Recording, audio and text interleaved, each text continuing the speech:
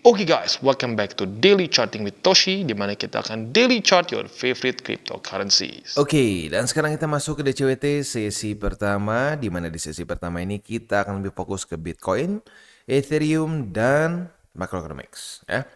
Oke, dalam 24 jam terakhir terjadi koreksi kurang lebih 4% secara overallnya. Market cap turun ke 2,05%, Bitcoin dominance turun sebesar 0,15%, BTC koreksi 4,22%. Ya. Nah, ini buat lo yang sudah ngikutin dari kemarin-kemarin, akhirnya sudah mulai terjadi weekly close yang pecah struktur ya. Jadi sejak April lah ya, April arguably ya, dari April Maret ini kita sudah membuat suatu pattern yang bearish di weekly ya, dengan konsisten membuat low, lower high, lower low, lower high. Nah, kali ini dia mulai membentuk suatu higher low. Nah, dari kemarin pertanyaannya adalah apakah ini adalah pertanda reversal atau bukan? Ya, karena gue udah sering point out seperti di daily kemarin ya, saat terjadi pemecahan struktur itu adalah potensi untuk satu aset membuat ya manuver reversal begitu. Nah, tetapi seperti yang gue sudah bahas dari kemarin-kemarin juga, kita punya permasalahan resisten yang lumayan nih. Ada EMA 200, EMA 50, dan 20 di waktu bersamaan. Apalagi kemarin baru saja terjadi death cross, rally-nya juga tepat sekali berhenti di EMA 200 dan 50. Begitu. Dan terbukti juga kemarin dia reject oleh EMA 50. Dan sebenarnya ada satu lagi yang gue kelewat. Ini arguably adalah resisten yang lebih bahaya secara historically speaking. Dan ini satu resisten yang kita sering bahas juga sebenarnya. Ya, well, sebelumnya kita bahas sebagai support sih.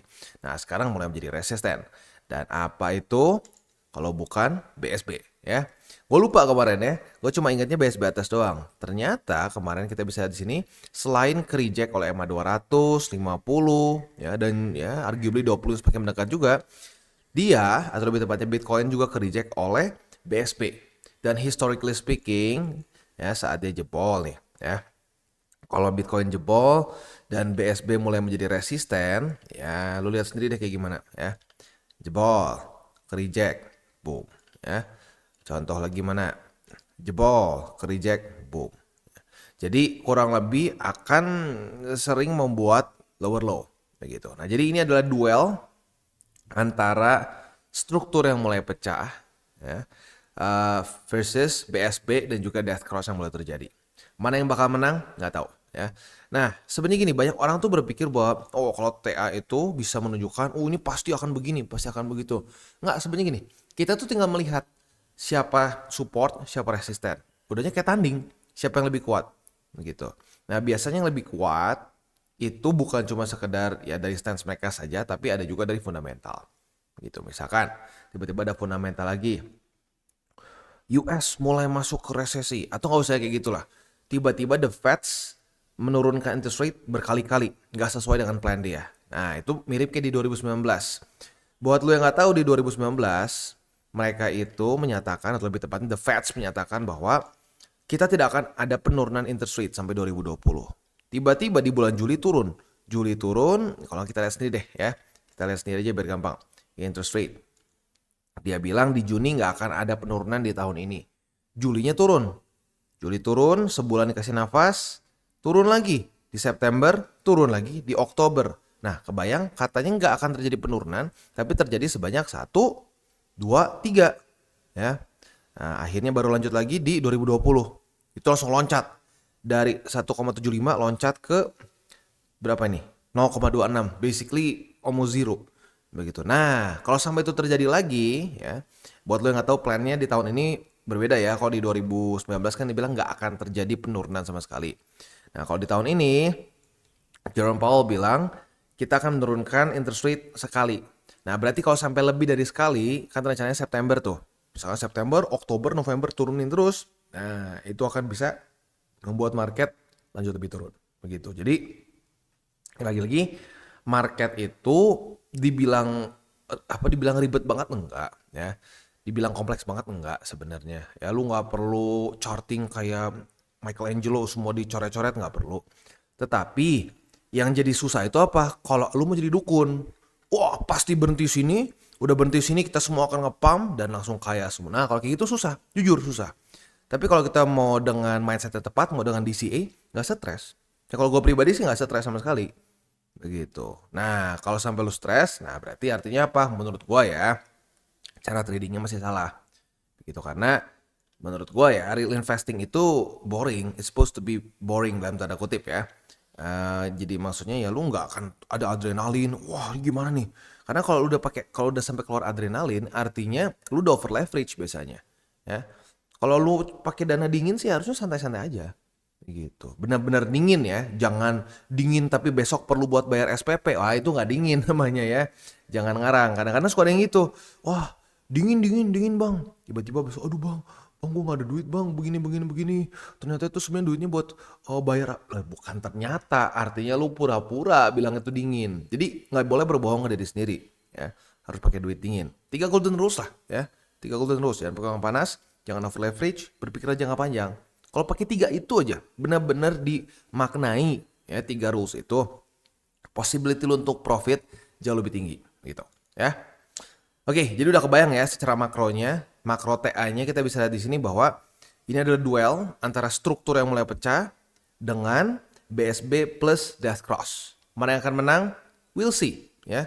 Seperti yang gue sudah sering ngomong di DCWT gue sebelumnya, tugas kita adalah bereaksi terhadap market instead of apa? Ngatur-ngatur market. Karena market ini adalah mantan kita yang paling kejam ya. Coba lu atur-atur mantan lu. Kalau bisa gue sujud. Nggak bisa ya. Cuma bisa apa? Bereaksi terhadap tantrum mereka. Begitu ya. Oke.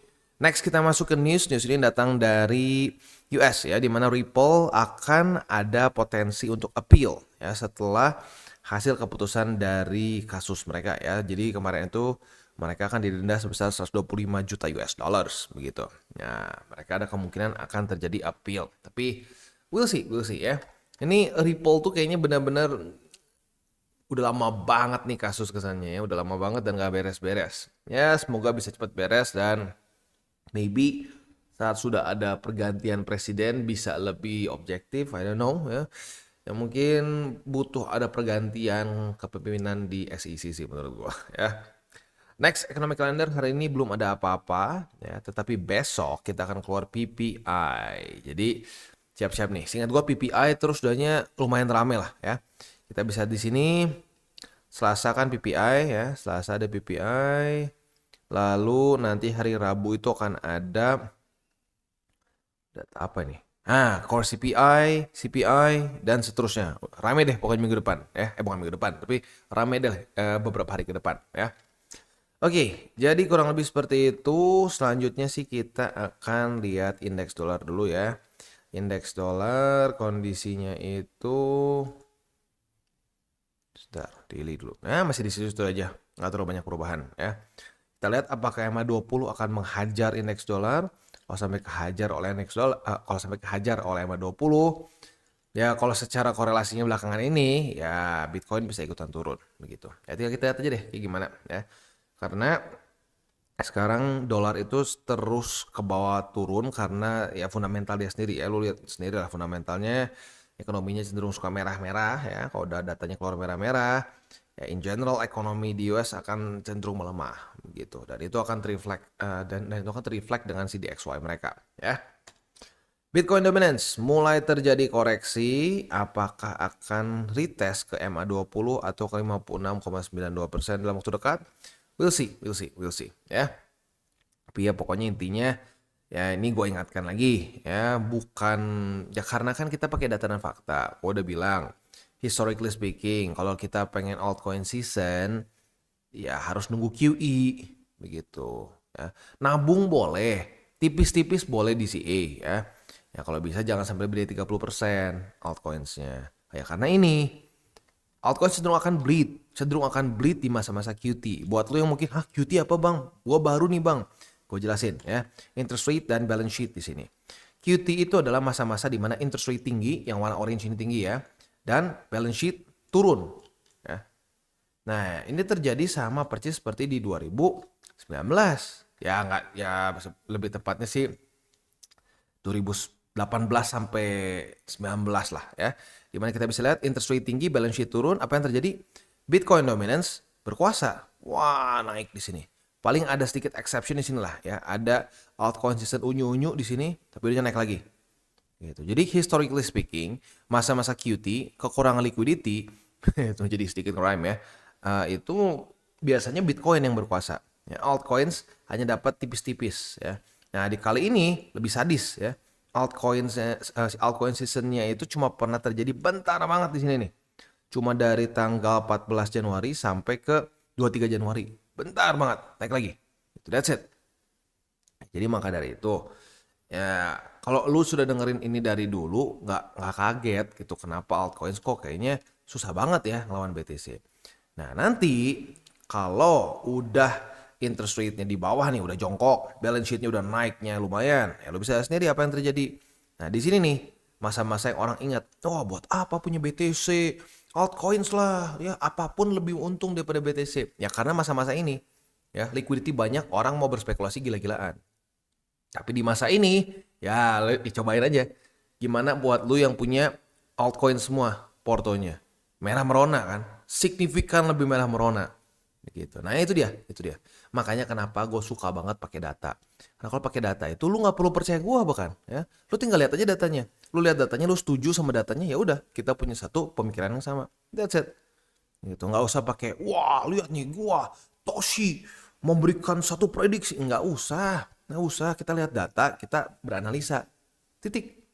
Gitu. Nggak usah membuat suatu dewa, suatu raja, kripto, apapun nggak usah. Pakai data aja. Gitu. Ya. Oke, selanjutnya kita akan masuk ke buy limit ya. Tetapi sebelum kita masuk ke buy limit, seperti biasa gua akan disclaimer dulu bahwa semua konten dari TCI bukanlah financial advice. Ini semua bentuknya adalah edukasi. Nyaris lupa ya. Jangan tipis-tipis ya, jangan tipis-tipis untuk para newbies. Kalau gue perhatiin para newbies ini walaupun ya apa ya gue ngerti sih masih normal lah, lumayan panikan. Karena setiap kali terjadi pump ya, apalagi pump kayak kemarin 11,9%, kapan terakhir kali BTC nge-pump 11,9%? Itu banyak membawa orang untuk gue ketinggalan nih, salah nih. Atau bahkan yang udah pernah denger juga TCI, aduh bener salah nih, harusnya kemarin waktu turun di sini beli nih kata Bang Toshi. Waduh gimana ya, telat nih. Nah itu adalah inner thoughts dari orang-orang yang sedang FOMO begitu. Nah para newbies seringkali terjadi seperti itu dan itu manusiawi, normal. Gua pun dulu seringkali merasakan itu. Walaupun sekarang udah udah kebal ya sama perasaan kayak gitu karena udah terlalu sering lihat abis nge-pump gede ada resisten besar ya ujung-ujungnya koreksi begitu. Jadi untuk para newbies, please don't chase pumps ya. Jangan mencoba untuk setelah nge-pump takut ketinggalan beli. No. Tunggu koreksi. Ya, tunggu koreksi. Dan selain dari tunggu koreksi, DCA jangan sampai all in. Jangan sampai kepikir aduh bang kalau gua nggak sekarang nanti ketinggalan. Ya kalau naik, kalau turun siap nggak? Gitu. Dan ingat salah satu aturan terpenting di investasi in general menurut gue adalah apa? Pikirin lu resiko. Nah orang banyaknya kepikirnya apa? Kalau naik gimana? Enggak, harusnya mikirnya kalau lu beli di sini all in turun gimana? Nah itu harusnya kayak gitu. Ya memang tidak natural, ya tidak natural. Karena orang pengennya profit dulu, nggak mikirin resiko. Tapi suka nggak suka, yang gue rasakan pribadi, ya semakin lu terlalu mikirin profit, malah jadi boncos. Lu pikirin lu resiko, malah profitnya luar biasa besar dibandingkan dari lu yang di awal berpikir profit gitu ya. Oke, lanjut lagi ke disclaimer tadi ya.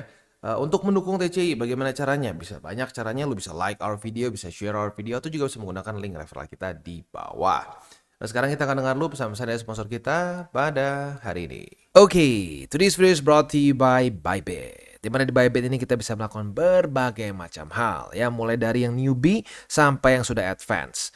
Buat mungkin lo merasa bahwa aduh bang gue masih nggak ngerti nih TA, gue masih nggak ngerti charting dan seterusnya, tapi pengen akumulasi, pengen DCA murni, bisa lo tinggal masuk ke sini one click buy, dimana lo bisa pilih lo mau pakai apa ya fiatnya, lo tinggal pilih juga asetnya apa ya, misalkan lo pengen akumulasi BTC, Misalkan setiap hari Senin jam 7 pagi, misalkan gue pengen akumulasi BTC sebesar 100 ribu rupiah misalkan ya. Lu bisa langsung lakukan di sini. Bisa peer to peer, bisa Dana, Bank BRI, dan lain-lain. Ini gila ya, bisa pakai BCA Mobile dan seterusnya. Jadi Bybit ini memang cocok banget buat orang-orang yang tinggal di Indo ya. Bisa langsung pakai bank-bank yang memang sudah biasa kita pakai di Indo ya.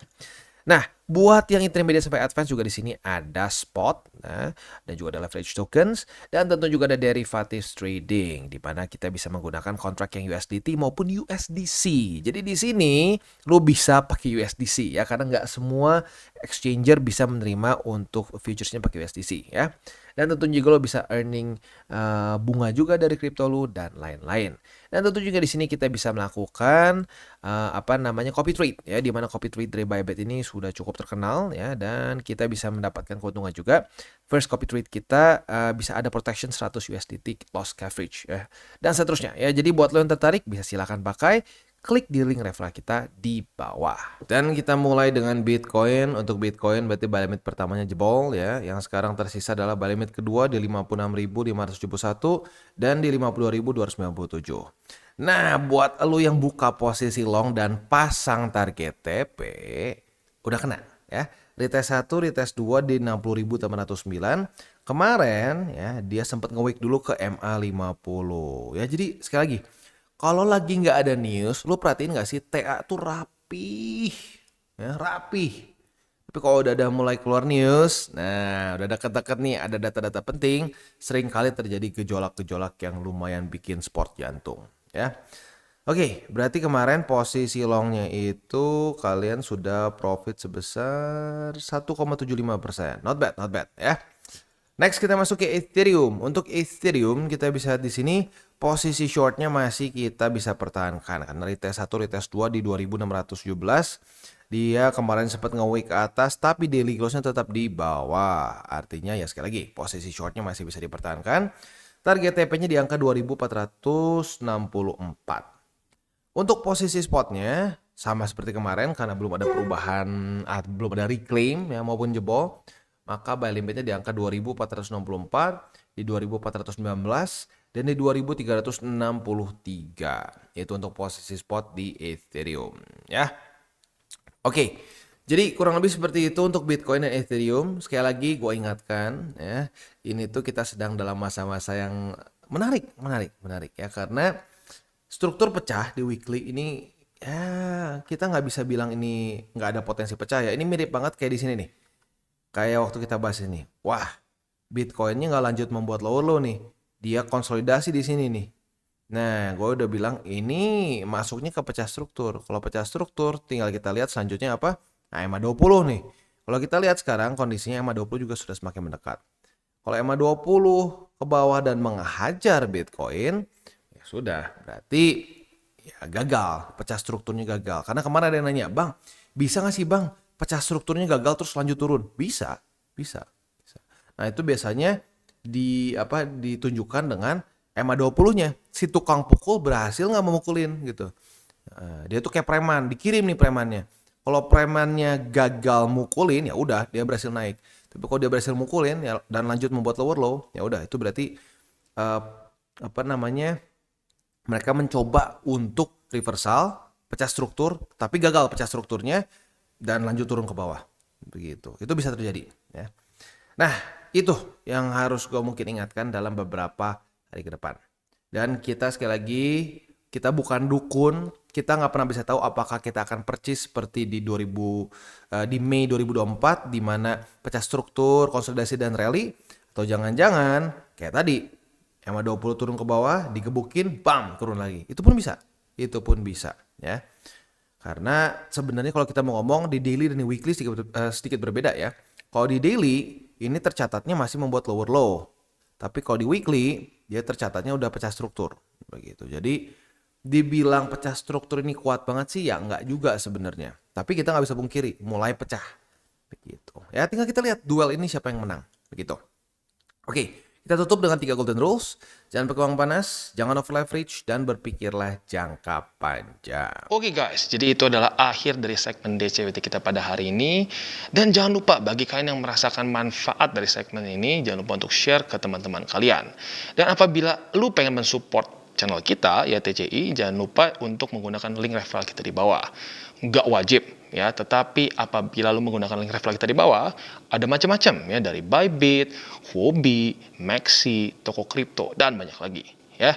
Ya, walaupun nggak wajib, tapi kalau menggunakan link referral kita, lu secara langsung membantu perkembangan dari TCI.